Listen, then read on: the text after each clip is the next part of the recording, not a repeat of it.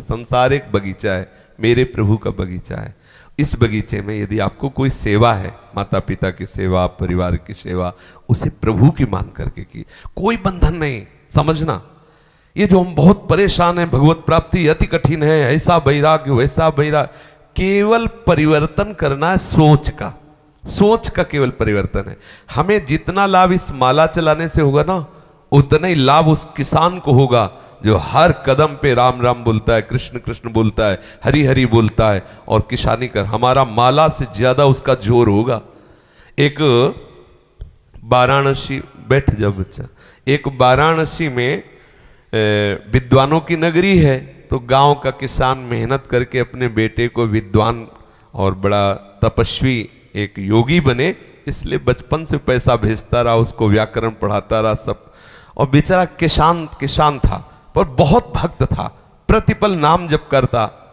अब बहुत वर्षों बाद उसका जब पुत्र आया तो उसने अपने घर में देखा तो देहात का सब, तो हे भावना हुआ कि मेरे माता पिता क्या, मतलब ऐसा। तो माँ ने कहा, पिता तो यमुना पार खेत में, वो मड़नी देहात में कहते, गेहूं की जो फसल परिपक्व हो जाती है उसमें जो दाने निकाले जाते हैं, तो पहले बैल से निकाले जाते थे, ऐसे फैला दिए गए, ऊपर बैल चला दे, वो कई दिनों में 15-20 दिन में फिर कहीं वो भूस और गेहूं अलग अलग हो। अब तो 1 घंटे में वो थ्रेशर में पहले सब नहीं था, तो उसे देहात में मड़नी कहते थे, बैलों के द्वारा उसे कचरा के फिर अन्न निकाला जाता।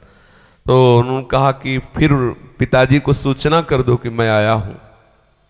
तो उनका बच्चा, सूचना करने के लिए तो हमें दूसरी तरफ से जाना पड़ेगा और सीधे तो सामने ही है, और उनको तैरना आता, मुझे तो तैरना आता नहीं। तो या तो तुम, बोले नहीं मैं क्यों जाऊं, आप चली जाओ, लेकिन मैं योग सिद्धि जानता हूं। और उन्होंने मंत्र पढ़ करके राख दिया कि आप डालना, आपको मार्ग मिल जाएगा। और ब्रह्मचर्य, तपस्या, व्याकरण सब पढ़ लिख के ऐसा किया। गई तो उन्होंने कहा कि पुत्र आया है, तो बड़े आनंदित हुए। तो कैसे आई, तो उनका उसने राख पढ़ के दी थी। अब जाऊं कैसे, तो भूस दे दिया, कहा राम राम राम राम, ले इसको डाल देना। तो जब आई तो भूस डाल के आई, तो वैसे ही हुआ। अब जब आई तो लड़के से कहा कि पिताजी आ रहे। पिताजी सब ऐसे रज लगी, सब भूस लगाओ तो करके आ रहे। तो उसने प्रणाम नहीं किया, कहा नमस्कार, ऐसे दूर, मतलब आचार्य है तुम, नमस्कार। तो हंस दिए, उनके लिए तो बच्चा है ला, हंस दिए। तो उनका पिताजी हंसे क्यों, बोले बच्चा हम तो तुमने पढ़ाने लिखाने के लिए भेजा था, लेकिन तुम तो मूर्खता पढ़ के आए हो। विद्या विनयम ददाति, तुम्हारे अंदर विनय नहीं है, इसका मतलब तुमने विद्या का अध्ययन नहीं किया। बोले कैसी बात, किसी भी शास्त्र से कुछ, बोले ये अहंकार है, विद्या नहीं।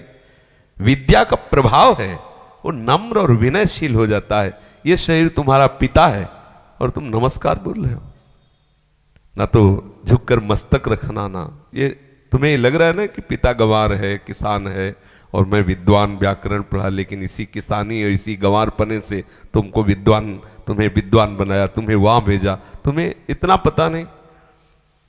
तो उन्होंने कहा माताजी से कि माताजी जाने के लिए तो हमने राख दी थी, आई कैसे, बोले पिताजी के भूस देने से। तो उनका पिताजी आप में ऐसी कौन सी शक्ति आई, हमने तो मंत्रों का अनुष्ठान किया है। बोले बेटा सच्चाई से भगवान के द्वारा दी हुई किसानी करता हूँ, आए हुए धन से, अन्न से, संतों अतिथियों का सेवन करता हूँ, नाम जप करता हूँ। मुझे उसके प्रताप से सब पता है कि तू क्या सोच रहा है, क्या करके आ रहा है, सारी सिद्धियां उसको प्राप्त हो, किसान है। श्री रैदास जी महाराज माला लेके कभी नहीं बैठते थे, वो अपने कार्य में रहते थे। उनके चरित्र को पढ़ लो, बड़े बड़े सिद्धों के भी दिमाग ठंडे कर दिए अपनी सेवा पद्धति से, अपनी सेवा। तो जिसको जो सेवा है, वो एक गृहस्थी की अपनी सेवा करता हुआ भजन करे। सच्ची मानना, भगवत प्राप्ति कोई दुर्लभ बात नहीं है, प्रभु हमारे हैं, वो मिलने के लिए तैयार हैं। बस आपको 2 बात समझनी, पहली बात मैं प्रभु का हूं, और दूसरी बात जो भी कर रहा हूं प्रभु के लिए कर रहा हूं। इतने से आपको भगवत प्राप्ति हो जाएगी। जो आप कर रहे हो, जहां हो, जैसे हो, हम मुझसे नहीं कह रहे, इतने से ही हो जाएगी। पर इतनी बात आने के लिए सत्संग की आवश्यकता है, साधु समागम की आवश्यकता है, तब आपका अंदर जो भाव है दृढ़। भगवत प्राप्ति कोई कठिन नहीं, पहले दिमाग से हटा दो कि भगवत प्राप्ति बहुत कठिन है। कठिन वो होती है जो हमारा ना हो। प्रभु हमारे हैं, प्रभु हमारे, मेरे हैं, मेरे और प्रभु के बीच में बिल्कुल अंतराय नहीं। सच्ची मानिए, जैसे तुम्हारा बेटा, तुम, क्या अंतराय है? तुम्हारा रक्त, तुम्हारा शरीर का जो अपनापन पूरा, वो सब इसके ऊपर आ गया है। ऐसे प्रभु हमें प्यार करते हैं। हमारे अंदर भागवतिक शक्ति, क्योंकि हम प्रभु के अंश हैं, प्रभु के बच्चे हैं। अगर हम प्रभु से मिलना चाहे तो हमारे लिए कोई दुर्लभ नहीं। बस ये मिलन की चाह संत सदगुरुदेव की कृपा से बुद्धि शुद्ध होकर के इस बात में आ जाती है, जो भी कर रहे हैं प्रभु के लिए कर रहे हैं, मेरा प्रभु के सिवा कोई नहीं। बस इसी से भगवत प्राप्ति